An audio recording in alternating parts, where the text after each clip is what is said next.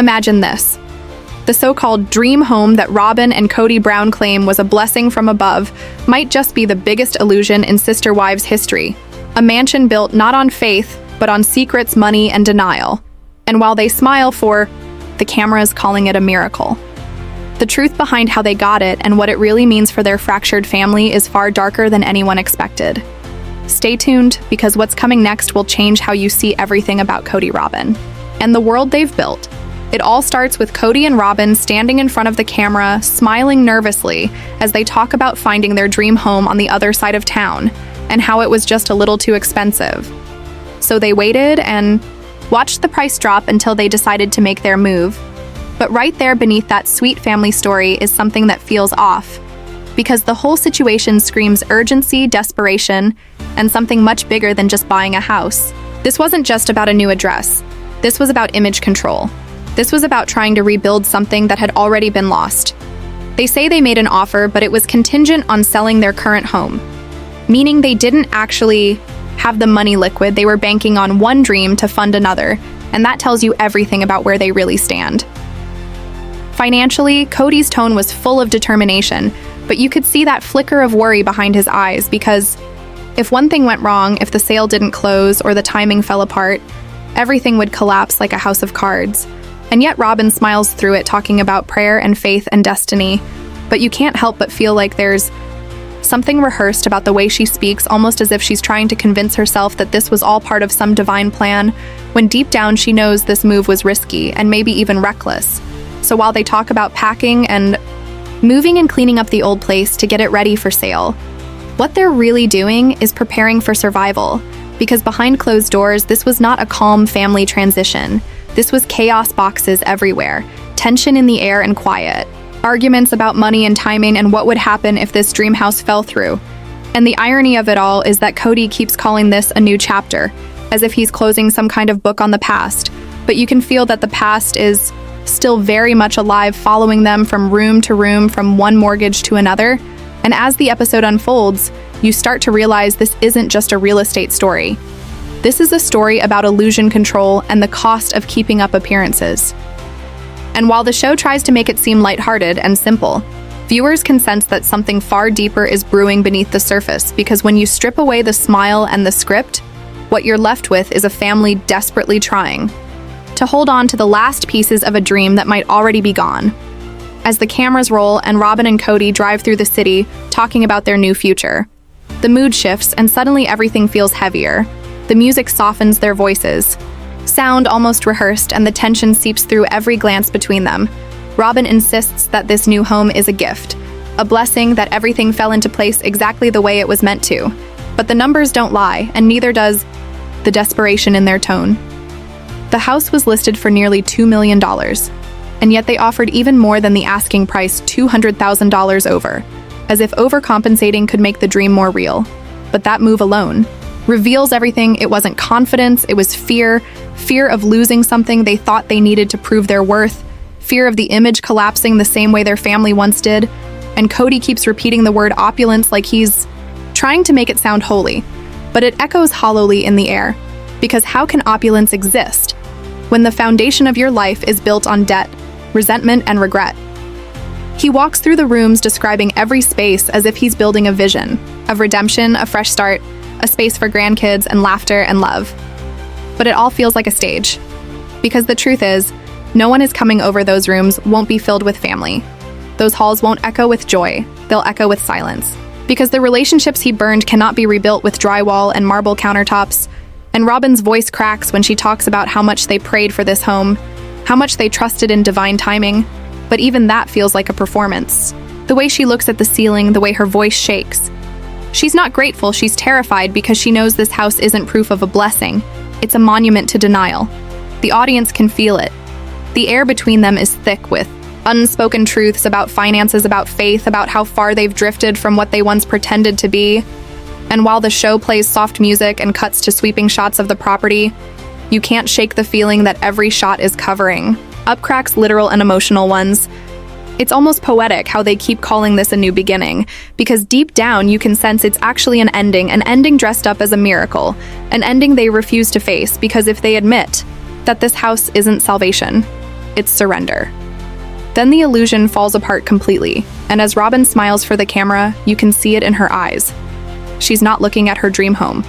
She's looking at the last line of defense between her and the truth. Inside the grand house where every wall gleams with new paint and every surface feels cold.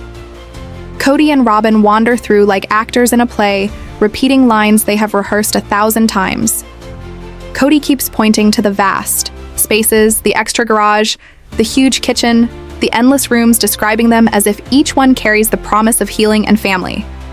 But what echoes through those empty hallways is not laughter. It's the quiet hum of loneliness, because for all their talk of togetherness, no one is coming back. The kids who once filled their lives with chaos and warmth are gone. Their trust fractured, their bonds faded. Robin walks beside him, nodding, pretending to see the same vision.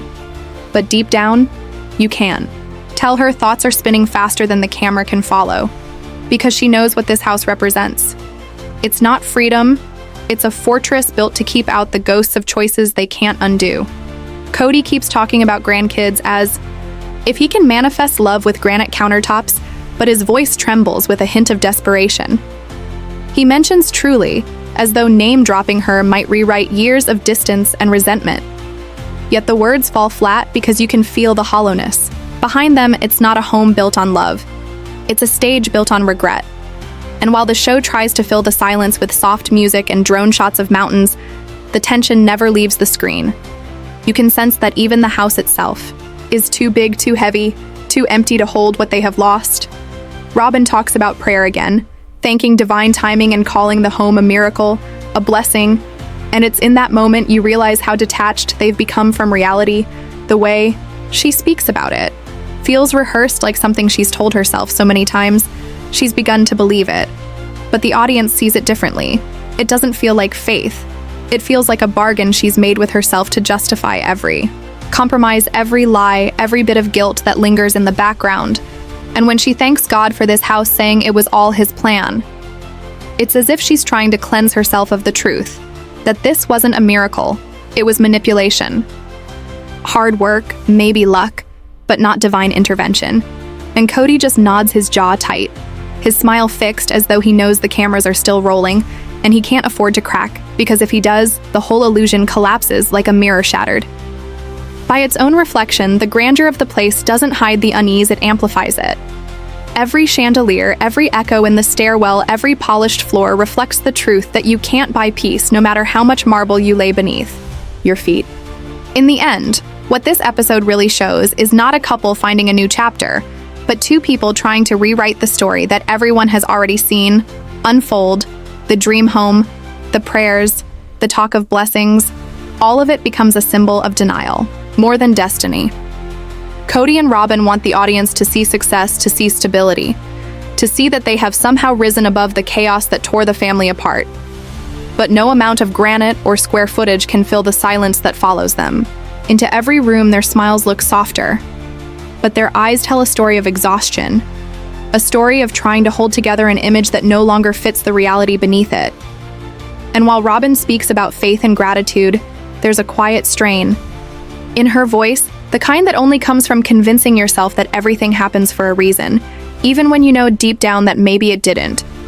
Cody's words about family gatherings and future grandkids sound hollow because the people he imagines filling this house are the same ones he pushed away, and the heartbreak of it all is that he doesn't seem to realize the depth of that loss.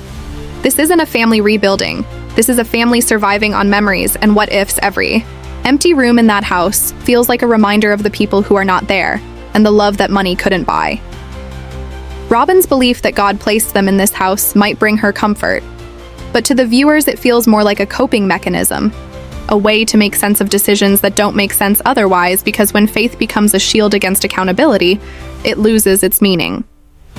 What's left is a performance, a narrative built to reassure, not inspire, and while Cody walks through the home calling it their future, the irony is that it feels like their final act, the last attempt to convince the world and themselves that everything was worth it, that every broken relationship and every burned bridge somehow led to this moment. But deep down, the truth lingers. This isn't a redemption story. It's a reflection of how far they've drifted from the values they once preached. This episode doesn't show a happy ending. It shows a mirage, a beautifully staged illusion of stability that begins to crumble the moment the cameras stop rolling because a house, no matter how expensive or grand, can't fix what's broken inside. And as the credits roll, you can't help but wonder what happens when the spotlight fades. When the silence fills those wide hallways, when the cameras are gone, and it's just them alone with the truth they keep trying not to face, that sometimes the dream isn't what saves you, it's what finally exposes everything you were trying. To hide at the heart of this episode lies a story far more complicated than a family simply moving into a new home. What unfolds is not just a real estate journey, but a portrait of denial, ambition, and the fragility of appearances. Cody and Robin present their dream home as a miracle, a blessing from divine timing, yet beneath the smiles and carefully framed shots, there is a tension that cannot be hidden. The house, with all its space, opulence, and promise, becomes a symbol of everything they are. Cannot fix the relationships, fractured trust, and distance from the family they claim to cherish. Fill the rooms with absence rather than warmth. Every mention of grandkids or visits feels like a performance, a way to justify the lifestyle they have created and the decisions that brought them here. Robin's insistence on prayer and gratitude reads less like faith and more like a coping mechanism, an attempt to make sense of choices that cannot otherwise be explained or defended. Cody's repeated talk of opulence and future memories echoes hollowly through the empty spaces, because the people and moments he envisions are the very ones that have been lost along the way. And while the episode tries to frame this as a new beginning, it increasingly feels like a culmination and endpoint in which image and illusion take precedence over reality and emotional truth. The episode exposes how material wealth cannot fill the gaps left by fractured bonds or replace genuine connection and the faith they claim to have in divine timing seems more like a shield against accountability than a guiding force. What remains when the cameras stop rolling is a house full of echoes, a reminder that appearances can be constructed, but consequences cannot. The real drama is not the grandeur of the property, but the tension between perception and reality. And it leaves viewers questioning not just the choices Cody and Robin have made, but the very foundation of the story they are telling themselves. And the world around them, a dramatic cautionary tale about ambition, faith, and the price of maintaining an illusion.